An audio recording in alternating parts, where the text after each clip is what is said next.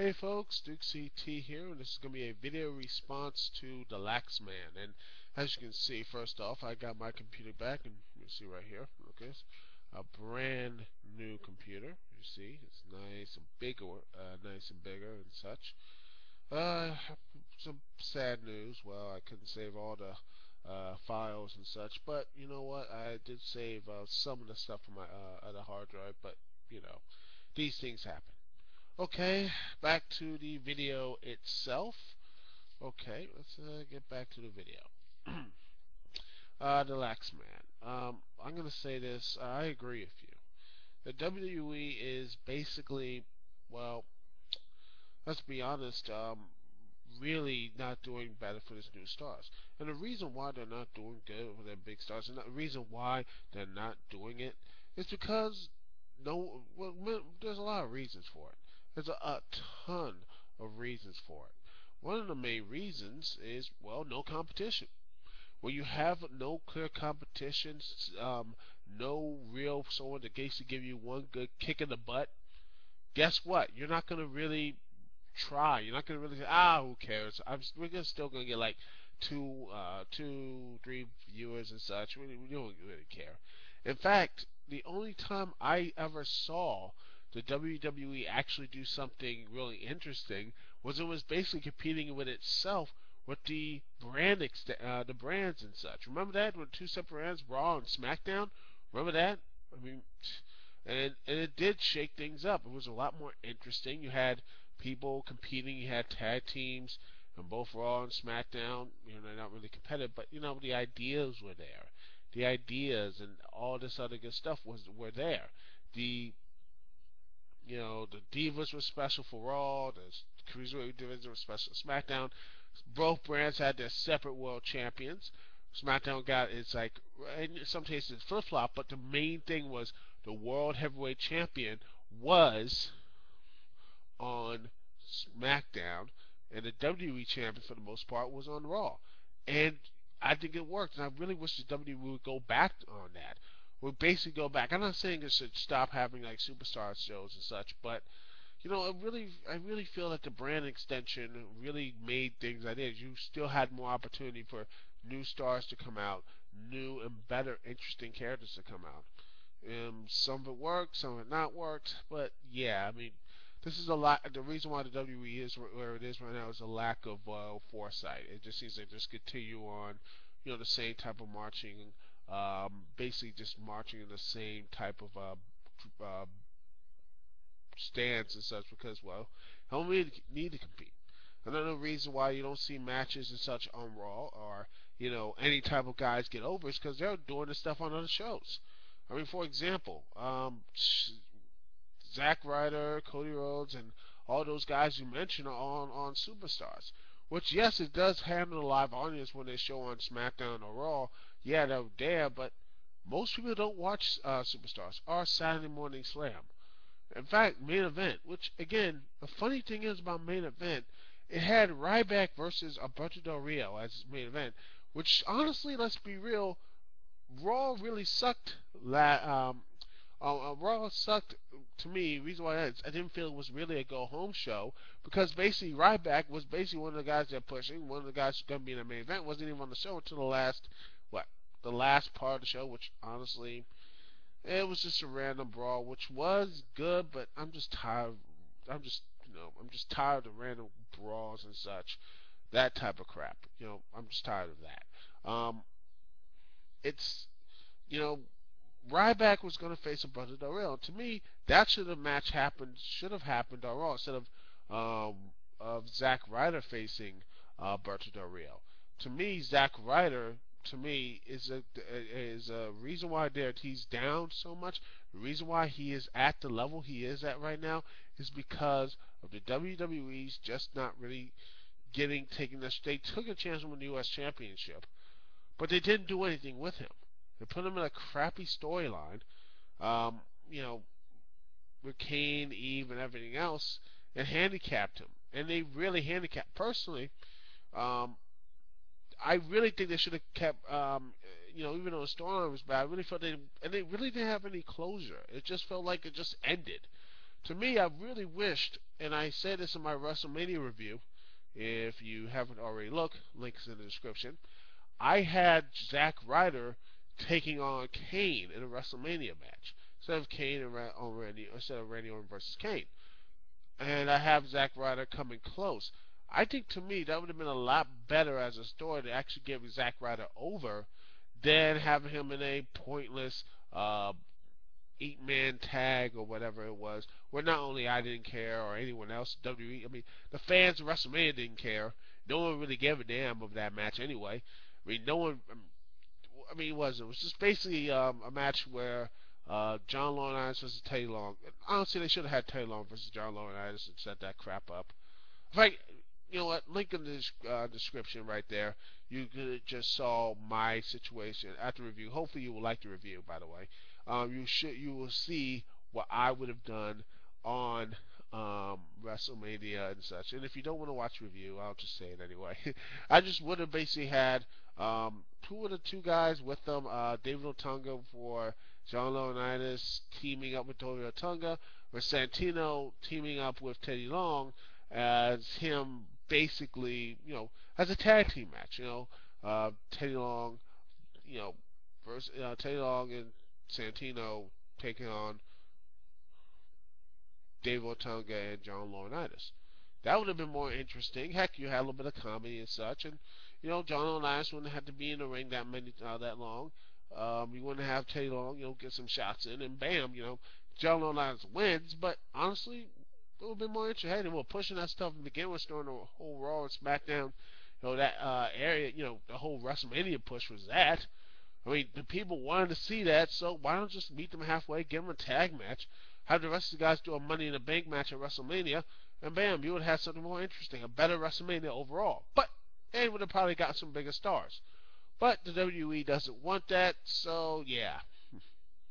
Well, anyway, and it seems like WWE doesn't want to make any money, so. Yeah.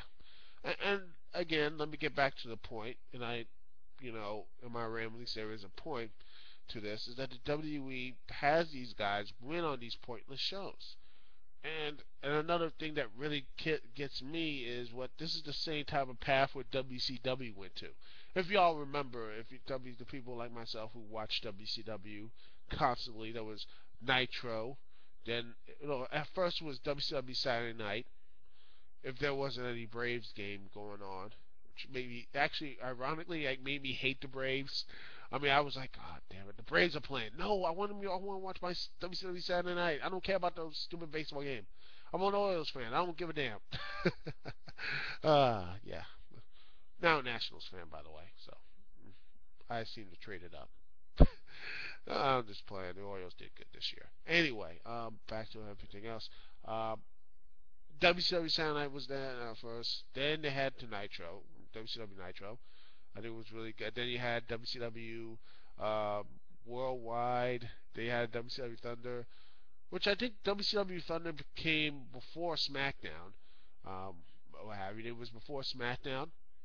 And I think the plan was have the NWO take over Nitro and have WCW stars stay on Thunder, which honestly would have been a more interesting idea, but, didn't come to fruition. I think it would have been too much of a cluster F. You know what I mean? Just too much stuff. I don't think it would have worked in the long haul. But Thunder was on Thursday nights.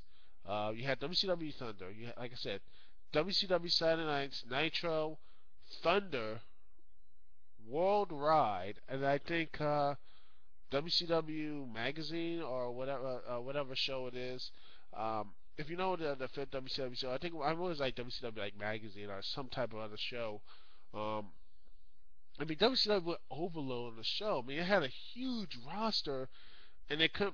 And the funny thing is, they just rotated the main event ones and never really pushed the other guys on to the main show, the Nitro, which actually did go to 3 hours. And that to me really what killed. It was so indulgent. I mean, they just gave them okay, here you go. We're gonna give you everything. We're gonna stuff the whole daggone thing down your throat.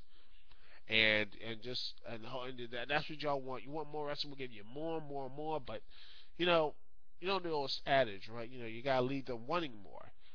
I mean, the fans might want more for a little while, but at the end of the day, they'll be like, man, get a little sick of this. And basically, people just like, you know what, the whole adage, less is more. And I think that's one of the reasons why they um, switched to the WWF. After it was called World Wrestling Federation, because it was making new stars. It was doing things that were a lot more interesting.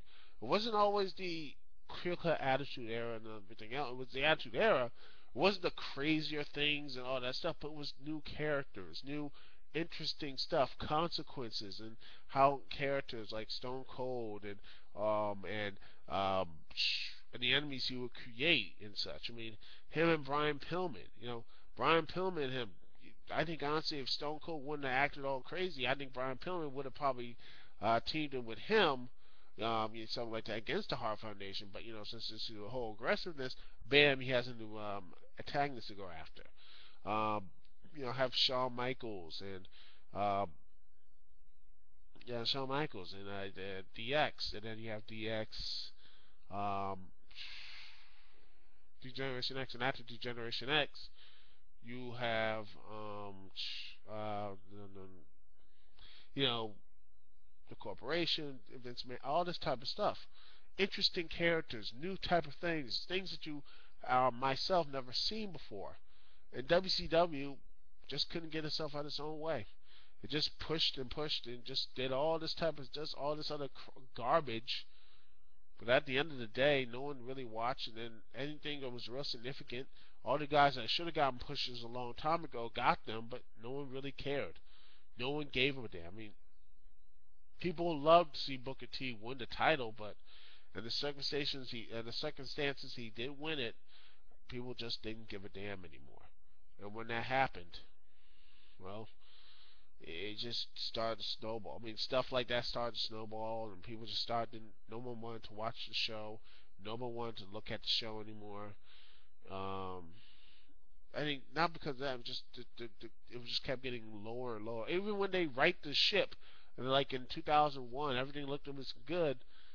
It was just because the show was just so badly damaged, so completely ripped apart by the reimaginings of the NW world, or the reimaginings of what this type of other stupid swerves, and having David Arquette win the world title. You have all this other garbage happen. It's stuff like that. It probably really did kill. It did kill the WCW, and this type of stuff. Trying to build up that. Build up, and then let that thing. They just build up their whole foundation. They had a foundation. They had new young stars, but they never really did anything of them. They have no idea. They didn't do anything with them. They didn't do anything with Eddie Guerrero or Dean Malenko and all those other guys. They basically just tell them to pound sand. But you're just basically doing the same thing to Zack Ryder, Yoshi Tatsu, Cody Rhodes, and all these other guys. Heck, even Ted DiBiase. It just seems like they haven't done much with him. It wasn't like I feel like to me it's just they never really got. It's just Ted DiBiase, never really got on with the audience. I mean, they were cheering for him at one point, but they just creative again drops the ball because they just like, well, we'll just wait, and then bam, do something. And that Randy Orton, again, the guy who was already over, again, the guy who's already already been up there, turned into the guy who was the leader who did horrible things, and turned him to a face. Logic.